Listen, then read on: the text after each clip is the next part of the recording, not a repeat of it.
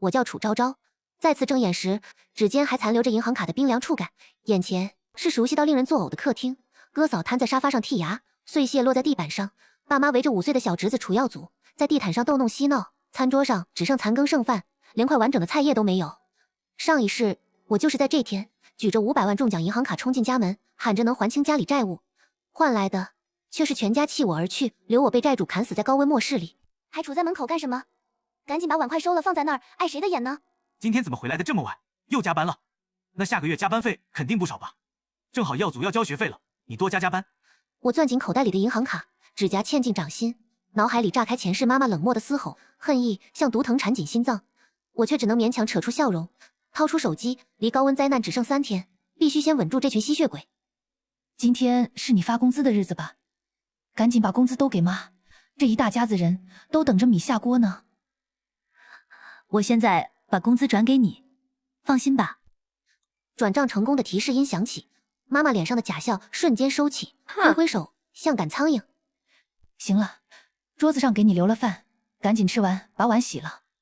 也不知道怎么的，这天越来越热了，不赶紧洗一会儿就有味儿了。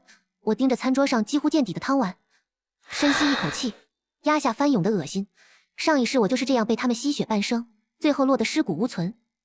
公司临时安排我出差3天，今晚就得走。我收拾收拾东西，马上就走，车在楼下等着呢。3天？那家里的活谁干？家里这么多人，衣服一天不洗就堆成山，这些活儿你指望我干啊？你那工作不是不用出差吗？你该不会是想骗我们吧？妈，你看看这个赔钱货，肯定是有2心了。按我说，就该早点把她嫁出去，还能换点彩礼。哥哥的眼神像在打量一件商品，我攥紧拳头，指甲掐得掌心生疼，缓缓开口抛出诱饵。这次出差有补贴，有3000块钱。好，那赶紧进房间收拾东西，别让车等久了。有补贴就好，有补贴就行。我转身走进狭小的房间，关上门的瞬间，所有伪装轰然崩塌，上一世的惨状在眼前回放。爸妈带着哥嫂和耀祖连夜逃亡，我被债主堵在屋里，乱刀之下，鲜血浸透衣衫。最后在50多度的高温里，眼睁睁看着自己变成干尸，我狠狠抹掉眼泪，眼神变得冰冷决绝。我必须在3天内做好万全准备，亲眼看着他们付出代价。我拉开衣柜，里面只有几件洗得泛黄、领口松垮的旧衣服，这就是我在这个家10几年的全部家当。我随意把衣服塞进背包，拉开房门时，客厅里的4人连头都没抬，仿佛我只是个无关紧要的佣人。出差完就赶紧回来，家里一堆活呢，别想着躲在外面偷懒。这股热意正是末世降临的前兆。凭着上一世的记忆，我快步走到小区门口的便民超市，抬手敲响了紧闭的卷帘门。超市是一对老夫妻开的，1楼是铺面，2楼带住房。前几天听邻居说，他们要去邻市帮女儿带孩子，正急着转让。卷帘门缓缓升起，露出老爷爷憨厚的脸，老奶奶站在后面，手里还拿着打包好的行李。爷爷奶奶，听说你们超市要转让。小姑娘，你是真心要？连房带货，我们要120万，不还价。我毫不犹豫点开手机银行，输入金额确认转账。老夫妻看着到账提示，脸上露出惊讶的神色。你这孩子怎么不还价就转钱了？我着急用，你们放心，东西我都会好好保管。谢谢你啊，小姑娘。我们女儿女婿在邻市也开超市，物资够的。送走老夫妻，我立刻打开手机，联系了太阳能板安装和房门加固公司。上一世末世爆发3天后，全市断水断电，高温炙烤下，阳光就是唯一的希望。小姑娘，这是市面上最耐用的太阳能板，只要有太阳就有电。大门用的是军工级材料，除非用大炮轰，否则绝对打不开。2楼阳台也换成了防弹落地窗，你住在这里绝对安全。我千恩万谢送走师傅，刚走到2楼阳台，就看到妈妈和哥哥带着楚耀祖从超市门口经过，赶紧缩回身子躲在窗帘后。妈，等那个赔钱货回来，咱们就联系老刘家。没错，他1个月那点工资，猴年马月才能挣到30万。耶，卖了小姑姑就有糖吃喽。我的心猛地一沉，老刘家的儿子是个50岁的跛脚官夫，上一任老婆就是被他打死的，还留下3个没人管的孩子。孩子气得欢呼，像针一样扎进耳朵。我死死咬住嘴唇，直到尝到血腥味才松开。我转身下楼，走进超市仓库，米面粮油堆得满满当当，足够我一个人吃好几年。做完这一切，我靠在仓库的货架上，看着满屋子的物资，心里终于有了一丝底气。这一世，我不会再任人宰割，楚家欠我的，我会让他们连本带利在末世里一一偿还。空调和冰柜送到时，太阳已经升到头顶，安装师傅忙到天黑才完工。5台冰柜并排放在仓库，10台空调分别装在2楼卧室、客厅和1楼铺面角落。我打开空调，凉爽的风瞬间吹散满身热气。我靠在沙发上，拿起手机翻看。这2天家里人没有给我发过一条信息，打过一个电话。意料之中的冷漠，却还是让我心里泛起一丝嘲讽。上一世，我就是被这虚假的亲情蒙蔽，才落得那般下场。第3天清晨，手机突然疯狂震动，屏幕上跳动着妈妈的名字。我眯起眼睛，按下接听键。我没有正面回应，只是啊的应付着。妈，我这边还有点事，忙完再跟你说。吃的喝的已经足够，现在最缺的是药品和防身工具。显然已经有人察觉到了异常。我快步上前，把货架上仅剩的消炎药、感冒药、外伤药全部装进购物篮，又冲到医疗器械区拿了几卷绷带、消毒水和止血粉。家里人多，备着放心。上一世我就是因为没有防身工具，才被债主轻易得逞。走进装备馆，我直接冲向武器区，狼牙棒拿10根，望远镜拿3个，无人机选续航最强的，一口气买了5台。楚昭昭，你是不是中彩票了？我们都看到新闻了，领奖的人分明是你。接电话，你现在马上接电话。我们这是个小城市，中了500万的大奖，媒体自然大肆报道。就算我领奖时戴了帽子和口罩，他们也能认出我。驱车回到超市，刚要关上卷帘门，就看到小区门口站着一个小小的身影。小姑姑，小姑姑在这儿。我心里一惊，赶紧闪身进屋，用力关上卷帘门，后背紧紧抵住门板，心脏狂跳不止。我刚跑到2楼阳台，就听到1楼传来砰砰砰的砸门声，哥嫂的叫骂声透过门板传了进来，尖锐又刺耳。楚昭昭，我就说你出差是骗人的，你这3天都躲在这里是吧？赶紧给我滚出来，否则我就把你这门砸了。砸门声越来越响，门板微微震动。我站在2楼阳台，双手环胸，冷冷地听着楼下的闹剧。你看这大中午的这么热，药组还这么小，你就忍心吗？你难道要因为那点奖金就不认爸妈了吗？咱们都是一家人，你可不能这样啊！家里欠了钱，你也不是不知道，你不是一直很听话吗？这是怎么了？妈妈声泪俱下的哭喊。若是上一世，我定会心软开门，可现在听来，只觉得无比讽刺。他从来没把我当家人，只是把我当成可以无限吸血的工具。楚昭昭，我给你脸了是吧？赶紧给我滚出来！你看看，这刚有了钱就不认家里人了。我告诉你，楚昭昭，你别装不在，药组都看到你进去了。我深吸一口气，推开阳台窗户，冰冷的目光扫过楼下面目可憎的5人。有了哥哥，还要我来给他当牛做马吗？那个50岁的官夫，你们还是让嫂子去嫁吧。显然没想到我会知道老刘家的事，哥哥的脸色一阵青一阵白，眼神里满是诧异和恼怒。我们的争吵很快吸引了不少小区居民，大家围在周围七嘴八舌地议论着。老楚啊，不是我们说你，孩子这是寒心了。你们重男轻女也忒严重了。昭昭一个女娃起早贪黑上班，人都瘦脱相了。孩子，他们好歹是你亲爹妈，有什么事开门好好说，别吓无不是的父母。我再问一遍，你再这样就是不孝，我们可就报警了。我没有理会他们的议论，只是低头看着手表，距离高温灾难降临还有半个小时。周围的居民开始下意识地擦汗，脸上露出烦躁的神色。3、2、1，滴滴滴滴滴滴，所有人的手机突然同时响起急促的灾难预警警报，尖锐的声音划破闷热的空气。紧急通知，本市即将爆发极端高温灾难，气温将升至50度以上，请市民立即回家。关闭门窗，储备饮用水和食物。所有人的脸色瞬间大变，取而代之的是惊慌失措的叫喊。人群一哄而散，大家争先恐后的往家里跑。楼下很快只剩下楚家5口，脸色惨白的站在原地。警报声停止后，空气仿佛被点燃，温度以肉眼可见的速度飙升，热浪扑面而来，让人喘不过气。楚药组最先忍不住，哇的一声哭了出来。呜呜呜，好热好热，热死了！我要回家，我要回家。耀祖乖，我们这就回家，回家开空调。爸妈顾不上再跟我纠缠，赶紧抱起楚耀祖，转身就往小区里跑。哥哥临走前恶狠狠地瞪了我一眼。行了，先回家吧，孩子热着呢，等气温降下来了咱们再来。放心，他跑不了。我看着他们狼狈逃窜的背影，嘴角勾起一抹冰冷的笑容。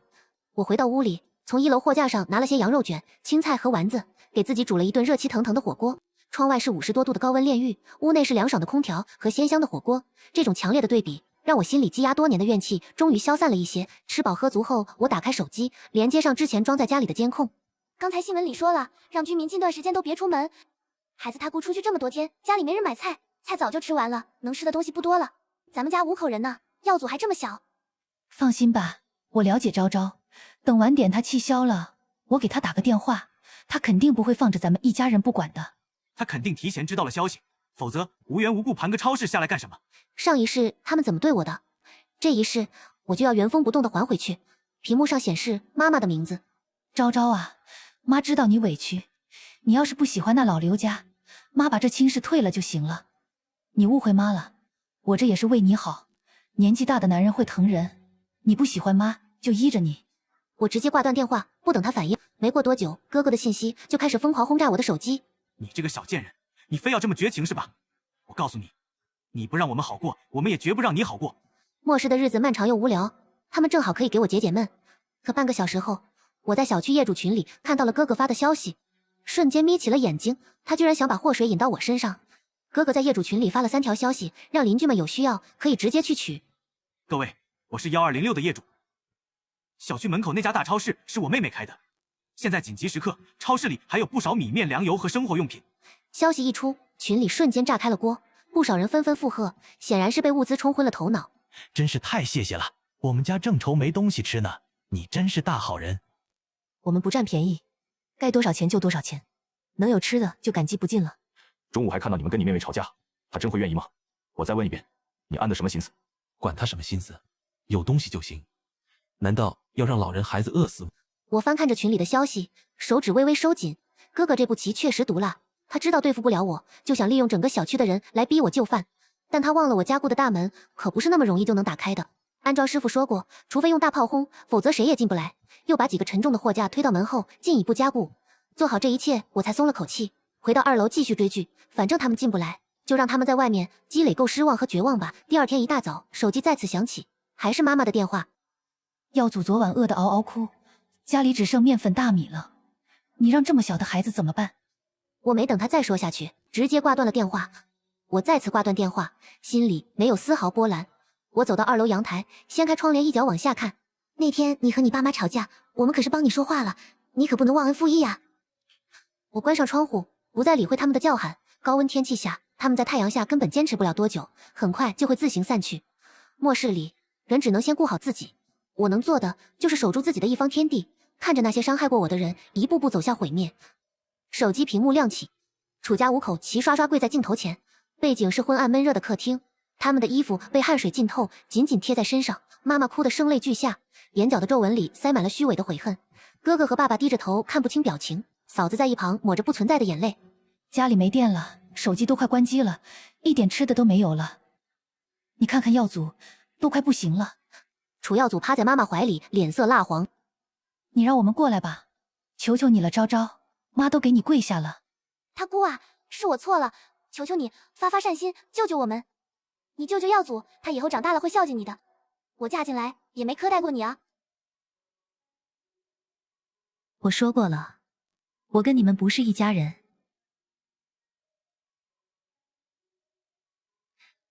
不如想想别的办法。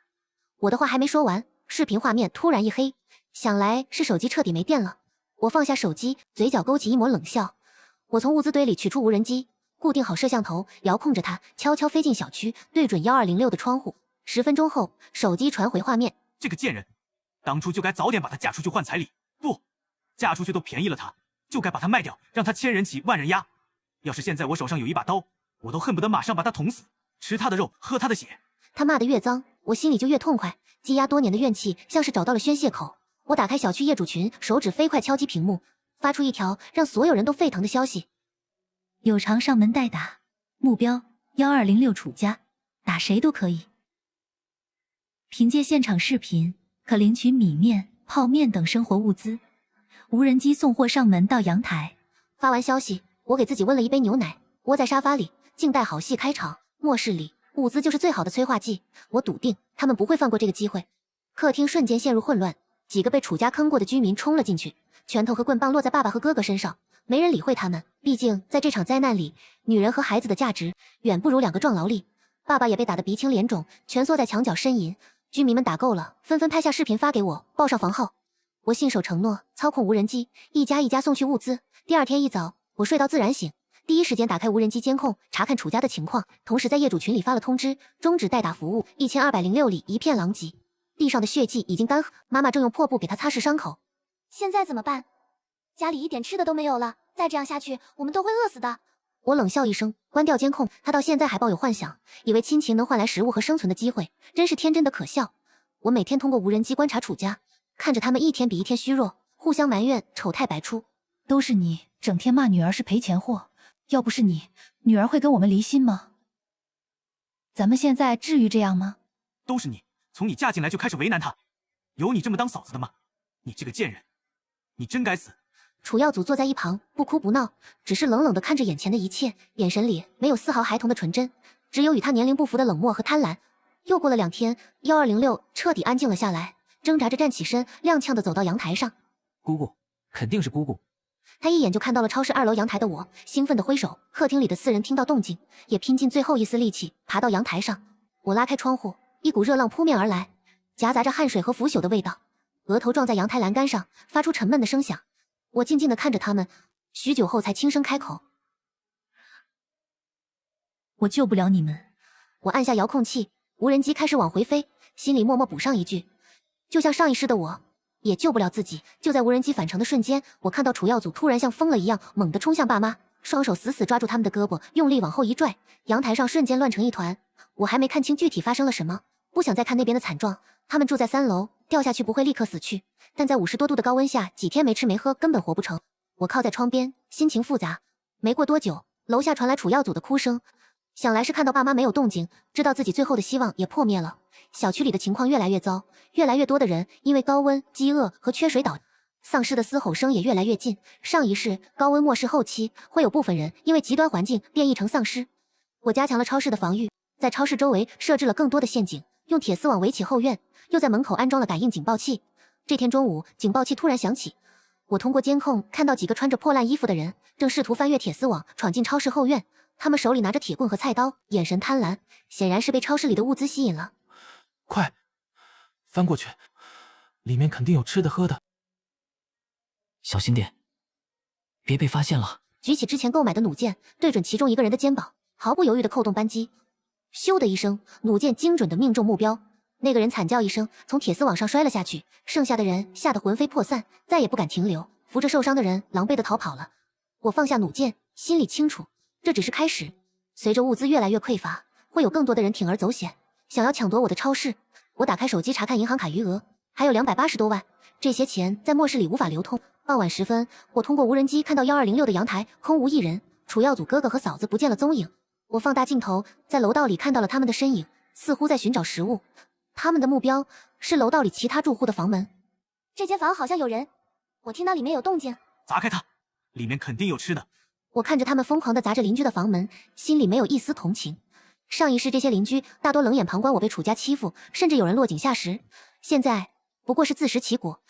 就在这时，小区门口传来汽车的鸣笛声，救援队的到来让死气沉沉的小区瞬间有了一丝生机。不少幸存者从家里跑出来，挥舞着手臂，脸上露出绝望后的狂喜。大家不要慌，排队登记，我们会把大家转移到安全区。安全区里有充足的物资、医疗设备和降温设施，大家放心。我站在2楼阳台，看着楼下欢呼雀跃的人群，心里却有些犹豫。再等等，观察一下情况。林默点了点头，继续警惕地盯着楼下的动静。我通过无人机看到哥哥和嫂子带着楚耀祖也冲到了登记点，挤在人群中拼命往前凑。救援队同志，救救我们，我们快饿死了。是啊是啊，我们家还有孩子，求求你们给点吃的。救援队员给了他们几瓶矿泉水和面包，让他们排队登记。楚耀祖看着爸爸手里的面包，眼神贪婪，突然伸手抢了过来，大口咬着，嘴里还发出呜呜的声响。你个小兔崽子，敢抢我的东西！哥哥抬手就要打楚耀祖，却被救援队员拦住了。别打孩子，大家都是幸存者，要互相照顾。我关掉无人机，心里冷笑，楚家人的本性到了哪里都不会改变。就算到了安全区，他们也迟早会因为争抢资源再次陷入绝境。就在这时，林默突然指向楼下，救援队长还想说什么，却被身边的队员拉了一下，示意他不要强求。好吧，如果你改变主意，可以随时到中心广场找我们，这是应急联络器，有危险可以随时呼叫我们。我接过救援队长递来的应急联络器，关上了小窗口，重新反锁大门。林默走到我身边，表情凝重。楚小姐，救援队看起来很正规，但防人之心不可无，我们还是要加强警戒。救援队的出现打乱了我的计划，也让我意识到末世可能比我想象的还要复杂。就在这时，我的无人机传来警报，屏幕上显示哥哥和嫂子正带着楚耀祖悄悄绕到超市后院，眼神不善地盯着后院的铁丝网。无人机的镜头里，哥哥正费力地搬起一块石头，嫂子和楚耀祖在一旁放风，警惕地观察着周围的动静，启动了后院的感应喷水装置。这是我之前为了防范小偷安装的，没想到现在派上了用场。唰的一声，啊，好冷！楚家人，你们还真是阴魂不散。我关掉电源，看着地上的楚耀祖，心里没有丝毫怜悯。他是楚家的人，身上流着和他们一样冷血的血。楚小姐，要不要放他进来？不用，把他拖到小区广场，交给救援队。林默点了点头，打开后院的小门，将楚耀祖拖了出去，送到了中心广场的救援点。我通过无人机看到，哥哥和嫂子看到楚耀祖被救援队带走，不仅没有丝毫担心，反而露出了如释重负的表情，转身挤进了前往安全区的车队。他们果然抛弃了楚耀祖，我心里没有意外，只有一丝嘲讽。救援队的车队很快出发，朝着安全区的方向驶去。小区里剩下的幸存者不多，大多是行动不便的老人和孩子，还有一些像我一样不愿意离开的人。接下来的几天，小区里相对平静。我和林默加固了超市的防御，清理了周围的丧尸，囤积的物资也足够我们使用很长一段时间。应急联络器突然响了起来，传来救援队长焦急的声音：“楚小姐，不好了！安全区爆发了内乱，有人抢夺物资，还出现了变异丧尸，我们请求支援。”是的，他们的速度和力量都比普通丧尸强很多，我们的队员伤亡惨重。我的心里咯噔一下，没想到这一事来得这么早。楚小姐，我们要不要去支援？我挂断了应急联络器，心里清楚，安全区已经不再安全，这场末世远比我想象的还要残酷。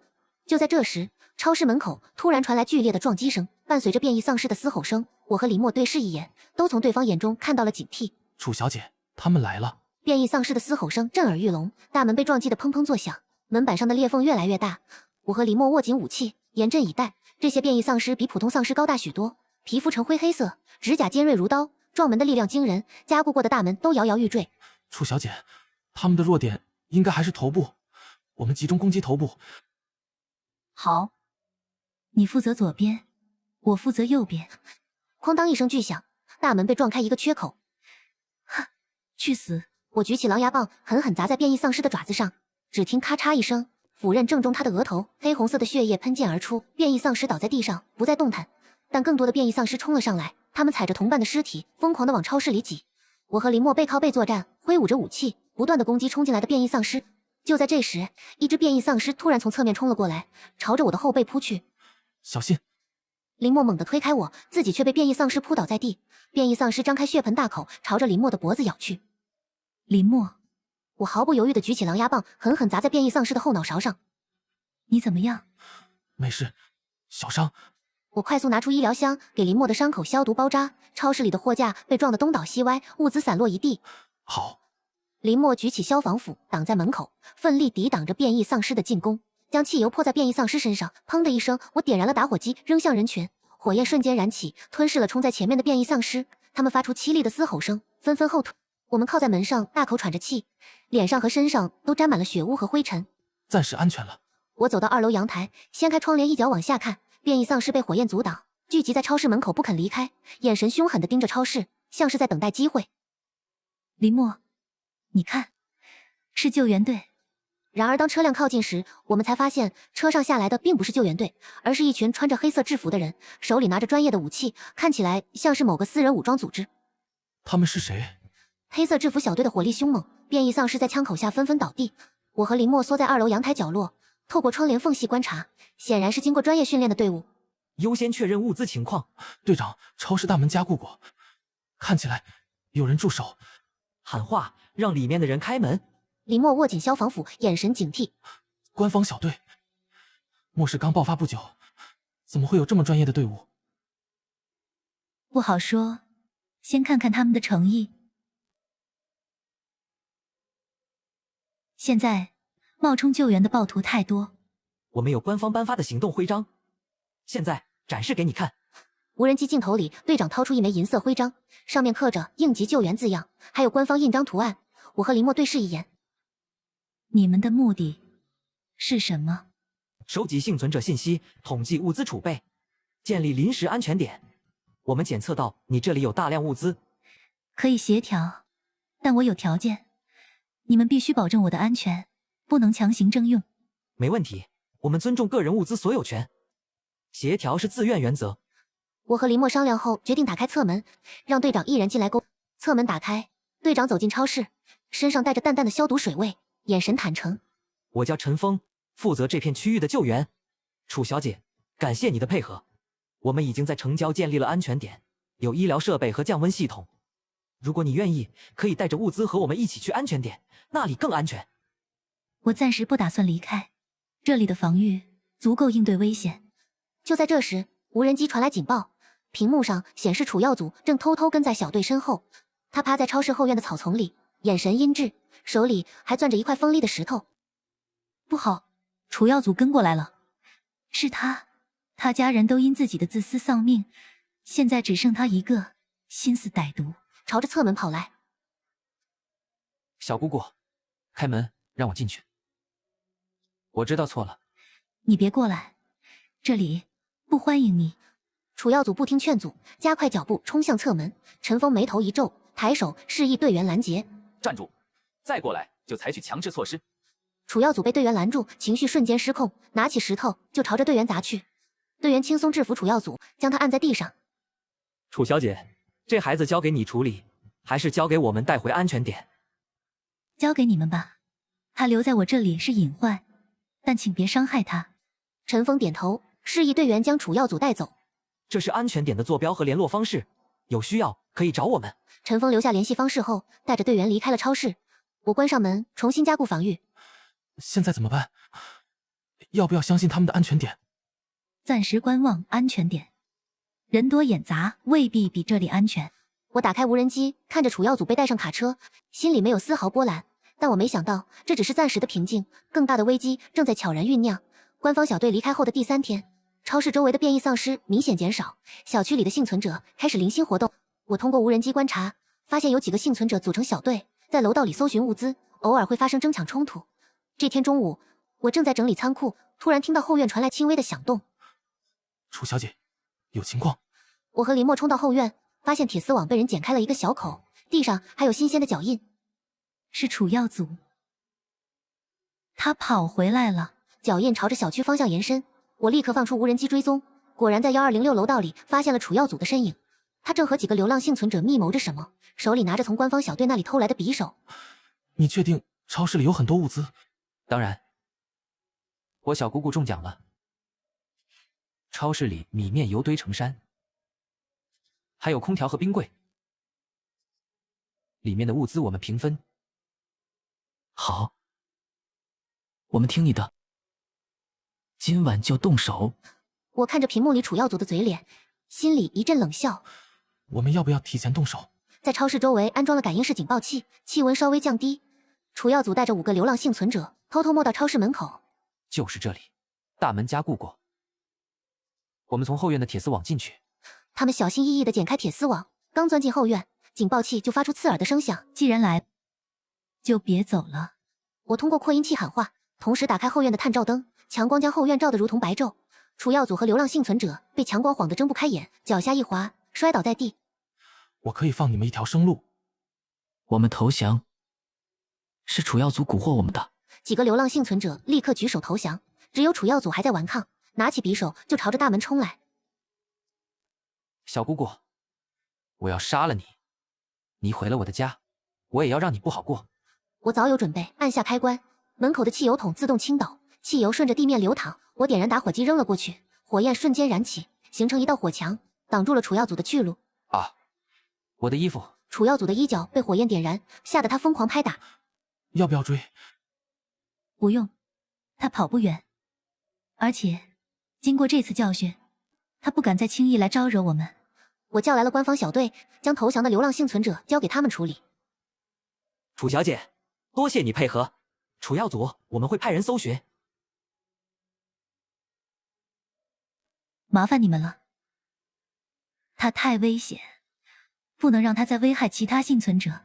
官方小队离开后，我站在2楼阳台，看着漆黑的夜空，末世里人性的恶被无限放大，楚药组只是一个缩影。我知道平静只是暂时的，接下来还会有更多的危险和挑战，但我已经不是上一世那个任人宰割的楚昭昭。这一世，我会守住自己的一方天地，好好活下去。就在这时，无人机传来新的警报，屏幕上显示小区东门出现了大量变异丧尸，正朝着超市的方向移动。变异丧尸的嘶吼声划破夜空，越来越近，无人机镜头里黑压压的一片，至少有几十只。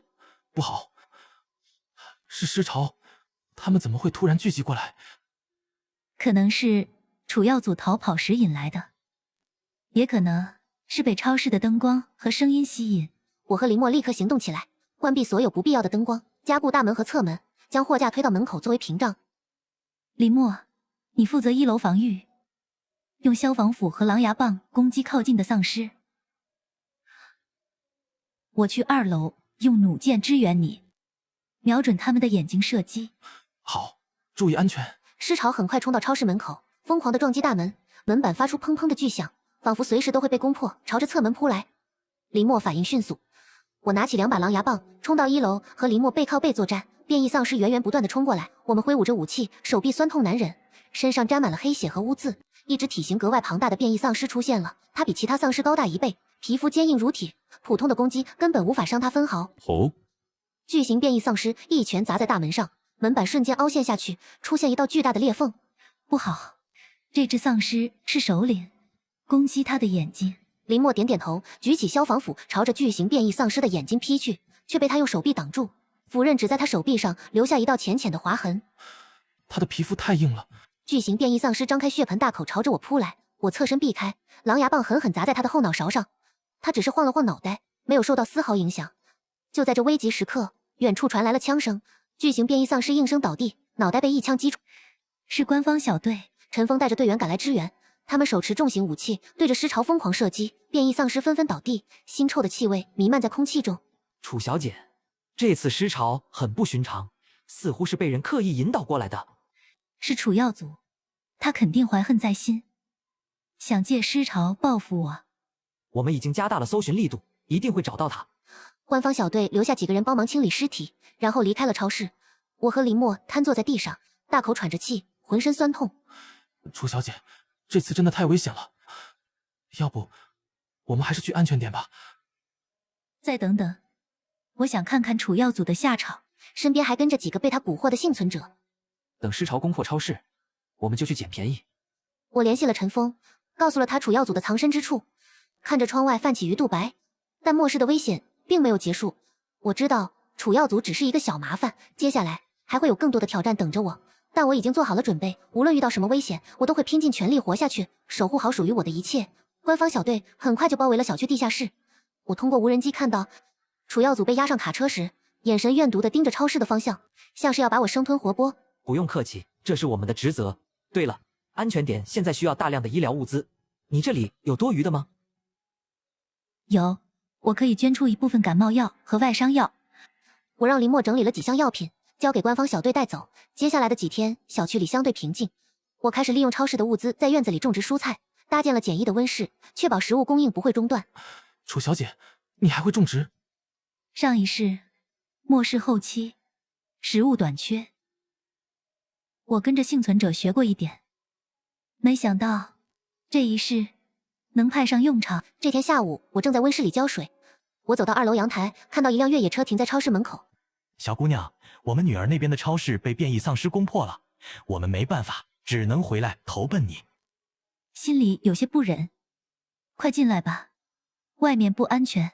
我打开大门，让老夫妻进来，给他们倒了水和食物。我们可能早就死了。不用谢，互相帮助是应该的。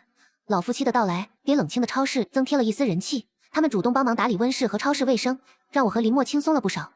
然而平静并没有持续多久，安全点传来消息，楚药组煽动安全点的幸存者闹事抢夺物资，还打伤了工作人员。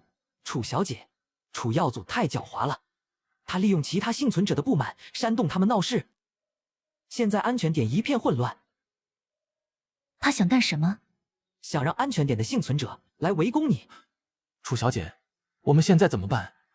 安全点有几百个幸存者，要是他们真的来围攻，我们根本抵挡不住。我打开小区业主群，发了一条消息，附上楚耀祖煽动闹事、偷官方小队武器的视频。楚耀祖的真面目大家都看到了，他只是想利用你们，达到自己的目的。我可以向安全点捐赠一部分物资，但必须由官方小队统一分配。楚耀祖必须受到惩罚。消息一出，群里瞬间炸开了锅，很多幸存者都对楚耀祖的行为感到愤怒。没想到楚耀祖这么坏，居然煽动我们闹事。楚小姐已经捐过一次物资了，我们不能再得寸进尺。支持楚小姐，把楚耀祖关起来。安全点的幸存者看到消息后，也纷纷倒戈，要求官方小队严惩楚耀祖，不再围攻超市。楚小姐，谢谢你。安全点的混乱已经平息，楚耀祖被我们关了起来，不会再闹事了。但我知道楚耀祖不会这么轻易放弃，他就像一颗定时炸弹，随时可能带来危险。我看着窗外，心里暗暗决定，等安全点的情况稳定下来，就亲自去一趟，彻底解决掉楚耀祖这个隐患。就在这时，无人机传来警报，似乎是冲着安全点去的。无人机镜头里，变异丧尸如同潮水般涌向安全点，他们嘶吼着撞向围栏，坚固的铁丝网已经出现变形。救援队员们奋力抵抗，但变异丧尸数量太多，渐渐有些力不从心。楚小姐，请求支援，安全点即将被攻破，再不来就来不及了。安全点有专业的防御和武器，怎么会这么快就撑不住？而且速度和力量都远超之前的丧尸。我看着屏幕里混乱的场景，心里陷入挣扎。我不是救世主，没必要为了不相干的人冒险。楚小姐，我们不能见死不救。如果安全点被攻破，尸潮会扩散到整个区域，我们的超市也会受到威胁。林默和老夫妻的话点醒了我。好，我们支援你们，但我们只有3个人，只能帮你们牵制一部分丧尸。我和林默立刻行动起来，老夫妻则留在超市看家加固防御。我们开车朝着安全点疾驰而去。明白。我们被包围了。坚持住，跟我冲下去，杀一条血路。我和林默、陈峰一起冲下防御塔，挥舞着武器与变异丧尸展开殊死搏斗。黑红色的血液溅满了我们的衣服，手臂酸痛难忍，但我们不敢有丝毫松懈。好，我们一起上。我们3人对视一眼，同时朝着变异丧尸首领冲去。变异丧尸首领察觉到我们的意图，发出一声震耳欲聋的嘶吼，周围的变异丧尸立刻围了过来。你们掩护我，我去杀了他。好，林默，我们挡住这些丧尸。我和林默背靠背作战，子弹打在首领身上，只留下一个个浅浅的弹孔，根本无法对他造成致命伤害。哦，我心中一急，举起狼牙棒朝着首领的后脑勺狠狠砸去。首领吃痛，转身朝着我扑来，他的利爪划过我的肩膀，留下一道深深的伤口，鲜血瞬间流了出来。楚小姐，小心！林默冲过来，用消防斧狠狠劈在首领的腿上，首领跪倒在地。我抓住机会，举起弩箭，瞄准首领的眼睛，毫不犹豫地扣动扳机，弩箭精准地刺穿了首领的眼睛，黑红色的血液喷溅而出。嗷！首领发出一声凄厉的嘶吼，身体剧烈挣扎了几下，倒在地上不再动弹。随着首领的死亡，周围的变异丧尸变得混乱起来，攻击力也明显下降。大家趁现在杀退剩下的丧尸。救援队员们士气大振，纷纷举起武器，朝着混乱的丧尸群冲去。我和林默也加入战斗。经过1个多小时的奋战，终于将尸潮彻底击退。安全点里一片狼藉，到处都是丧尸的尸体和血迹，救援队员们也伤亡惨重。不用谢，我们也是为了自。我看着肩膀上的伤口，疼痛难忍。林默立刻拿出医疗箱给我包扎伤口。楚小姐，对不起，是我们没看好他，我们会派人搜寻他的下落。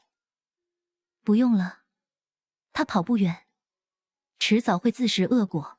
我和林默在安全点休息了一晚，第2天一早便准备返回超市。我们带着物资开车返回超市，刚到超市门口，就看到老夫妻焦急地在门口等候。什么？有人闯进超市？是啊，他们穿着黑色的衣服，手里拿着武器，看起来来者不善。我们快速检查了超市的门窗和围栏，看来我们的超市已经被盯上了，接下来要更加小心。我让林默修复围栏，自己则打开无人机搜索周围的情况。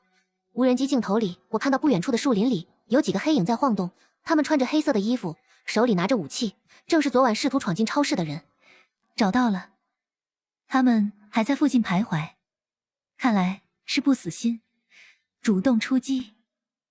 趁他们还没准备好，打他们一个措手不及。我和林默带上武器，悄悄朝着树林的方向摸去。树林里的几个人正围坐在一起商量着什么，他们的脸上带着贪婪的笑容。我们今晚再去一次，一定要把超市抢下来。可是昨晚的陷阱太厉害了，我们差点就中招了。怕什么？我们这次带了炸药，直接把大门炸开。我和林默对视一眼，心中一惊，他们居然带了炸药，看来是有备而来。楚小姐，我们怎么办？他们有炸药，硬拼肯定不……给他们设一个陷阱。我和林默悄悄退了回去，在树林的必经之路上挖了一个大坑，里面铺满了尖锐的石头和铁丝网，然后用树枝和树叶将坑掩盖起来。我们躲在不远处的大树后面，等待着他们的到来。他们手里拿着炸药和武器，小心翼翼地前进。黑衣人头目走在最前面，他没有注意到脚下的陷阱，一脚踩空，掉进了大坑里。啊！什么东西？其他黑衣人见状，纷纷停下脚步，想要把他拉上来。动手！我和林默从大树后面冲了出来，挥舞着武器朝着黑衣人砍去。黑衣人毫无防备，被我们打得措手不及。有埋伏！他惨叫一声倒在地上。林默也不甘示弱，消防斧一挥，砍倒了另一个黑衣人。剩下的黑衣人想要逃跑，却被我们死死拦住。你们是什么人？为什么要多管闲事？这家超市是我的，你们想抢我的东西，就要付出代价。黑衣人头目在坑里疯狂挣扎，但大坑太深，他根本爬不上来。我和林默很快就解决了剩下的黑衣人，然后走到大坑边，看着里面的黑衣人头目。我拿起一块石头，狠狠砸在黑衣人头目的头上，他瞬间没了动静。我们清理完现场，返回了超市。经过这几次的危机，我更加清楚地认识到，末世里只有自己足够强大，才能保护好自己和身边的人。楚小姐，现在安全了。末世里的危险无处不在，我们不能掉以轻心。还有200多万，我们要做好万全的准备。夜色越来越浓，楚耀祖和武装分子的身影越来越近，一场恶战即将爆发。楚耀祖和武装分子来到超市门口，他们手里拿着枪和炸药，气势汹汹。赶紧开门投降，把超市里的物资交出来。楚耀祖，你执迷不悟，居然和武装分子勾结。我不管，只要能杀了你，抢了你的物资，我什么都愿意做。但大门依然完好无损。什么？居然有防护网？我按下另一个开关，超市屋顶的太阳能板下方突然喷出大量的汽油，汽油顺着屋顶流淌下来，铺满了超市门口的地面。点火！老奶奶点燃了打火机，扔向门口的汽油，火焰瞬间燃起，形成一道火墙，挡住了楚耀祖和武装分子的去路。啊！我的衣服！楚耀祖的衣角被火焰点燃，吓得他疯狂拍打，武装分子们也被大火逼得连连后退，脸上露出惊恐的表情。林默，动手！林默打开超市的侧门，举起弩箭，精准地射向武装分子。弩箭刺穿了一名武装分子的肩膀，他惨叫一声倒在地上，朝着武装分子砍去。武装分子们被大火和我们的攻击搞得阵脚大乱，纷纷开枪射击，但都没有击中我们。楚耀祖趁乱想要逃跑，却被我一把抓住。楚耀祖，你跑不掉了。小姑姑饶命，我再也不敢了。这一世，我不会再给你伤害我的机会。我举起狼牙棒，朝着楚耀祖的脑袋狠狠砸去。解决掉楚耀祖后，我和林默继续与武装分子战斗。经过一番激烈的搏斗，武装分子们终于被我们全部解决。超市门口堆满了他们的尸体。我和林默靠在门上，大口喘着气，身上沾满了血污。小姑娘，你们没事吧？我们没事，终于解决掉这些麻烦了。我看着超市门口的狼藉，心里终于松了一口气。楚家的人都已经付出了应有的代价，我再也不用被他们纠缠了。但我知道末世还没有结束，危险依然存在。就在这时，天空中传来了直升机的轰鸣声，几架直升机朝着我们的方向飞来，上面印着官方救援队的字样。是救援队？末世是不是要结束了？不知道，但这或许是新的开始。直升机在超市门口的空地上降落，救援队员们从上面下来，朝着我们走来。你们好，我们是官方救援队，奉命前来转移幸存者。我们已经收到消息，正在派人支援。我看着救援队员们真诚的眼神，心里陷入犹豫。市中心的安全区真的安全吗？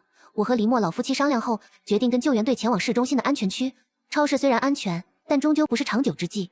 我们简单收拾了一些必需品和贵重物品，锁好超市大门，登上了直升机，直升机朝着市中心飞去。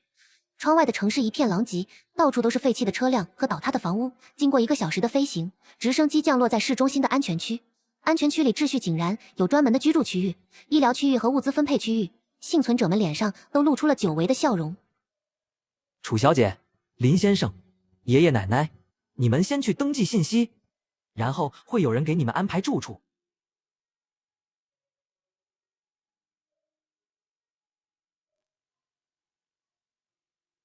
谢谢。我们跟着工作人员来到登记处，登记完信息后，被安排到了一套2室1厅的房子里。房子虽然不大，但干净整洁，还有空调和热水器，这在末世里已经是非常好的条件了。终于能过上安稳日子了。是啊，多亏了小姑娘，我们才能活到现在。我看着老夫妻欣慰的笑容，心里也泛起一丝温暖。这一世，我不仅救了自己，还帮助了身边的人。接下来的几天，我们在安全区里慢慢适应着新的生活。林默加入了安全区的巡逻队，负责保卫安全区的安全。我则利用自己的物资和资金，在安全区里开了一家小型超市，为幸存者们提供必要的生活用品。超市的生意很好，幸存者们都很感谢我，因为在末世里能买到新鲜的食物和日用品是一件非常不容易的事情。这天，我正在超市里整理物资，陈峰突然找到了我。楚小姐，好久不见。陈队长，你怎么来了？安全点的情况怎么样了？安全点已经恢复了秩序，多亏了你们的支援。我这次来是想告诉你一个好消息。什么好消息？官方已经研制出了抑制高温的设备，而且正在清理城市里的丧尸，相信用不了多久，末世就会结束了。听到这个消息，我心里非常激动，这场漫长而残酷的末世终于要迎来终结了。我看着窗外的阳光，心里充满了对未来的憧憬。这一世，我终于摆脱了楚家的阴影，靠自己的努力活了下来。就在这时，超市里来了一位特殊的客人，她是我上一世的邻居张阿姨。昭昭，真的是你？你还活着？张阿姨，是我还活着，太好了。上一世，我听说你被债主砍死了，心里一直很难过。没想到这一世，你居然活得这么好。上一世的事情都过去了，现在最重要的是好好活下去。是啊，这一世我也改变了很多，我不再像上一世那样自私自利，学会了帮助别人。我和张阿姨聊了很久，回忆着上一世的种种，感慨万千。末世让很多人失去了生命，但也让很多人学会了成长和改变。就在我们聊天的时候，安全区的广播突然响起：各位幸存者请注意，城市里的丧尸已经基本清理完毕，高温天气也得到了有效控制，末世即将结束，请大家做好准备，我们将在3天后组织大家返回自己的住所，重建家园。广播声刚落，安全区里就响起了欢呼声，幸存者们都激动得热泪盈眶。终于结束了。是啊，我们终于可以回到正常的生活了。我看着身边的林默和老夫妻，心里充满了感激。如果不是他们的帮助和陪伴，我可能也走不到今天。但我知道事情并没有这么简单。就在末世即将结束的前一天，安全区里突然出现了一只巨大的变异丧尸，它的力量和速度都远超之前的任何丧尸。巨大的变异丧尸突然闯入安全区，它嘶吼着撞向人群，幸存者们吓得四散奔逃。所有人立刻疏散，救援队员准备战斗。救援队员们纷纷举起武器，朝着变异丧尸射击，但子弹打在他身上根本不起作用。哦！变异丧尸一巴掌拍飞几名救援队员，他们重重地摔在地上，口吐鲜血。这只丧尸太强大了，普通的武器根本伤不了它。楚小姐，我们怎么办？它的弱点应该在眼睛或者头部，我们必须想办法攻击它的弱点。我和林默拿起武器，朝着变异丧尸冲去。变异丧尸察觉到我们的攻击，转身朝着我们扑来。他的利爪带着风声，看起来异常。林默，吸引他的注意力，我去攻击他的眼睛。好。林默挥舞着消防斧，朝着变异丧尸的腿砍去。变异丧尸吃痛，转身追着林默跑。我趁机绕到变异丧尸的身后，举起弩箭，瞄准他的眼睛，毫不犹豫地扣动扳机，弩箭精准地刺穿了变异丧尸的眼睛，黑红色的血液喷溅而出。嗷！变异丧尸发出一声凄厉的嘶吼，疯狂地摇晃着脑袋，看起来非常痛苦。林默，趁现在。林默趁机冲到变异丧尸的面前，举起消防斧，狠狠劈在他的另一只眼睛上。变异丧尸的2只眼睛都被废掉，他失去了方向感，在原地疯狂地挣扎。大家一起上，杀了他！救援队员们纷纷冲了上去，用最强大的武器攻击变异丧尸的头部。经过一番激烈的战斗，变异丧尸终于倒在地上，不再动弹。安全区里一片狼藉，很多幸存者都受伤了，救援队员们也付出了惨重的代价。终于解决掉他了。是啊，这下安全区终于安全了。我们清理完现场，救援队员们开始救治受伤的幸存者。我看着受伤的人们，心里有些感慨。末世虽然即将结束，但它带来的伤害却永远无法磨灭。第二天，安全区里恢复了平静，幸存者们开始收拾东西，准备返回自己的住所。我和林默老夫妻也收拾好了行李，准备离开安全区。楚小姐、林先生、爷爷奶奶，祝你们一路顺风。谢谢陈队长，也祝你一切顺利。我们告别了陈峰，坐上了前往小区的车辆。回到小区时，这里已经被清理干净，丧尸的尸体都被运走了，街道上也恢复了往日的整洁。我看着熟悉的小区，心里五味杂陈。这里是我上一世死亡的地方，也是我这一世重生的地。我们回到了超市，打开大门，里面的物资都完好无损。小姑娘，我们打算回老家看看，你呢？我想留在这里，重新开始我的生活。楚小姐，我也留下来陪你。老夫妻点了点头，告别了我们，踏上了回老家的路。我和林默留在了超市，开始整理和打扫。就在我们打扫仓库的时候，我发现了一个神秘的盒子，盒子上没有任何标识。我好奇地打开盒子，里面装着一本日记和一把钥匙。日记的主人是超市的前老板，也就是那对老夫妻的儿子。我翻开日记，里面记录了他对末世的预测和准备。日记里写道，他早就预感到末世即将来临，所以提前囤积了大量物资，还准备了太阳能板和防御设备。他还在日记里提到，小区的地下停车场里有一个秘密仓库，里面存放着更多的物资和武器。钥匙就是打开秘密仓库的钥匙。原来，老夫妻的儿子早就知道末世会来。那我们赶紧去地下停车场看看。我和林默拿着钥匙来到小区的地下停车场。地下停车场里一片漆黑，我们打开手电筒，小心翼翼地前进。按照日记里的提示，我们找到了秘密仓库的入口，用钥匙打开了大门。秘密仓库里堆满了物资和武器，有大米、面粉、罐头、矿泉水，还有冲锋枪、手榴弹等重型武器。这里的物资和武器足够我们应对任何危机了。有了这些东西，我们在末世里就更安全了。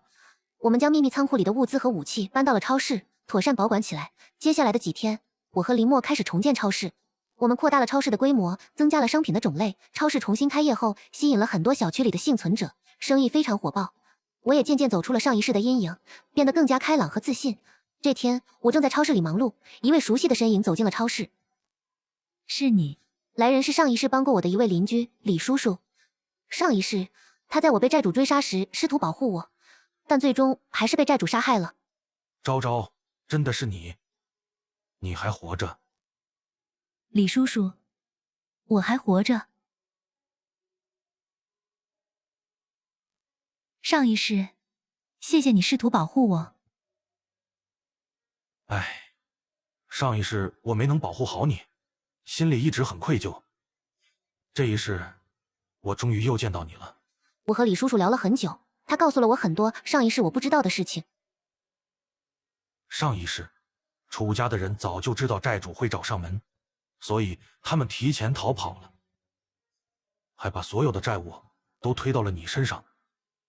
我知道，这一世，他们已经付出了应有的代价。李叔叔点了点头，开始在超市里挑选商品。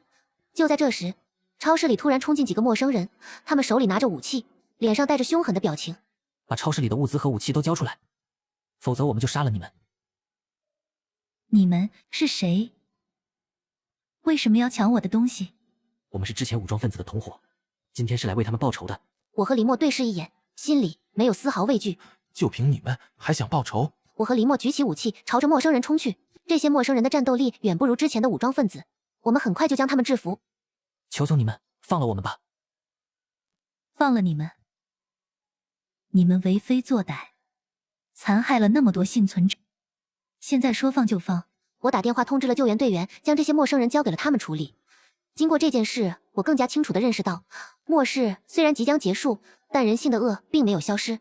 我和林默决定要利用秘密仓库里的武器和物资，保护小区里的幸存者，让大家都能安全的生活。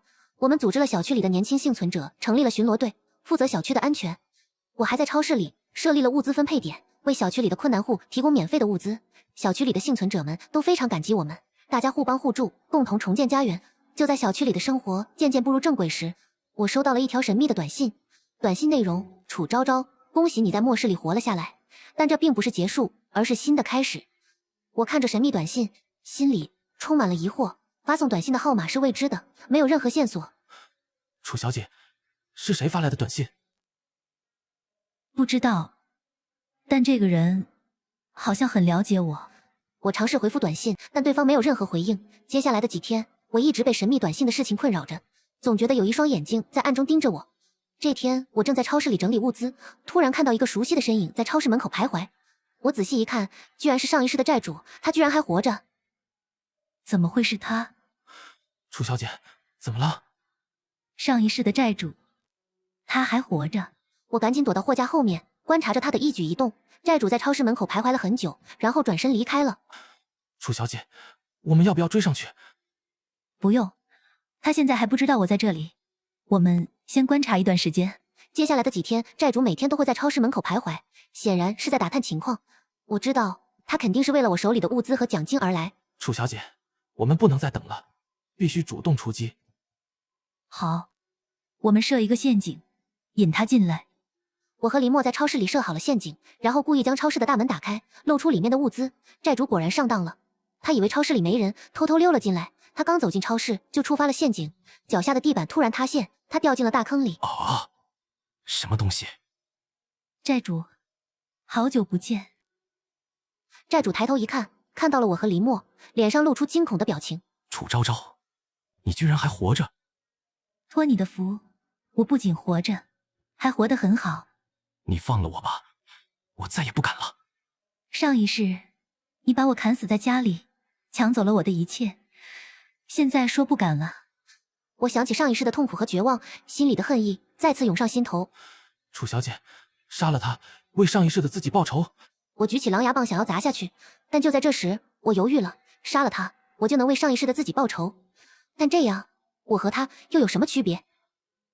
我不杀你，但我也不会放你走。我打电话通知了救援队员，将债主交给了他们处理。救援队员带走债主后，我心里的一块石头终于落了地。我看着窗外的阳光，心里豁然开朗。上一世的仇恨已经了结，我没必要再被仇恨束缚。就在这时，我的手机再次响起，是神秘短信的发送者打来的电话。楚昭昭，你很明智，没有杀债主。你到底是谁？为什么一直盯着我？我是谁并不重要，重要的是，你已经通过了考验。什么考验？人性的考验。在末世里，很多人都会被仇恨和贪婪蒙蔽双眼，但你没有，你守住了自己的底线。神秘人说完就挂断了电话。我看着手机，心里充满了疑惑。这个神秘人到底是谁？他为什么要考验我？就在我疑惑不解的时候，超市里来了一位不速之客。他穿着白色的西装，看起来温文尔雅。白色西装男人走进超市，脸上带着温和的笑容。楚小姐，你好，我是神秘短信的发送者，也是这场末世的幕后推手。什么？你是末世的幕后推手？没错，我是一名科学家，我研究出了一种能引发末世的病毒，目的就是为了筛选出真正的强者。你这个疯子，你知道这场末世害死了多少人吗？我知道，但只有经过末世的洗礼，人类才能变得更加强大和团结。在这场末世里，很多人都暴露了自己的自私和贪婪，只有少数人守住了人性的底线，你就是其中之一。你到底想干什么？我想邀请你加入我的团队，一起重建世界，创造一个更加美好的未来。我不会加入你的团队。你用病毒残害了那么多无辜的人，我不会和你同流合污。楚小姐，你再考虑考虑，我的团队里有最先进的技术和最优秀的人才，我们能让你拥有无上的权利和财富。不用考虑了，我拒绝。男人的脸色瞬间变得阴沉。既然你敬酒不吃吃罚酒，那就别怪我不客气了。男人拍了拍手，几名穿着黑色西装的保镖从外面冲了进来，手里拿着武器。楚小姐小心！我和林墨举起武器，与保镖们展开了战斗。保镖们的战斗力很强，但我们有秘密仓库里的武器，并不畏惧他们。我拿起冲锋枪朝着保镖们射击，林墨则挥舞着消防斧，砍倒了冲在最前面的几名保镖。废物，连2个人都搞不定。男人亲自冲了上来，他的速度和力量都远超常人，显然也注射了病毒。男人一拳砸向我，我侧身避开，举起狼牙棒朝着他的肩膀砸去。哼，这点力气还想伤我？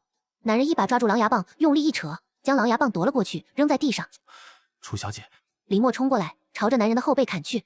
男人转身一脚将林默踹飞出去。林默，我看着受伤的林默，心里涌起一股怒火，举起弩箭，瞄准男人的眼睛射去。男人侧身避开，弩箭擦着他的脸颊飞过。你的反应很快，但还不够。男人朝着我扑来，我快速后退，从口袋里掏出一颗手榴弹，拉开引线。你别过来，否则我就引爆手榴弹，我们同归于尽。你不敢？你看我敢不敢？我举起手榴弹，做出要扔出去的样子。住手！我们有话好好说。就在这时，救援队员们冲了进来，他们接到了林默之前发出的求救信号。不许动，放下武器。男人看着救援队员们手里的武器，脸上露出了绝望的表情。我不甘心，我的实验还没有完成。救援队员们冲上去，将男人和剩下的保镖制服。楚小姐，林先生，你们没事吧？我们没事，谢谢你们。救援队员们带走了男人和保镖，这场危机终于结束了。我走到林默身边，扶起他。林默，你怎么样？我没事，只是一点皮外伤。我们回到了超市，看着彼此狼狈的样子，都笑了起来。3个月后，城市彻底恢复了正常，电力、供水、通讯都恢复了，人们也回到了正常的生活轨道。我的超市生意越来越红火，成为了小区里最受欢迎的超市。我和林默也走到了一起，我们一起经营超市，一起规划未来。我打开手机银行，银行卡里的余额还有300万。这一世，我不仅救了自己，还收获了爱情和友情，摆脱了上一世的阴影。我站在超市的阳台上，看着窗外的阳光，心里充满了幸福和满足。上一世的痛苦和绝望已经成为过去，从今往后，我会好好生活。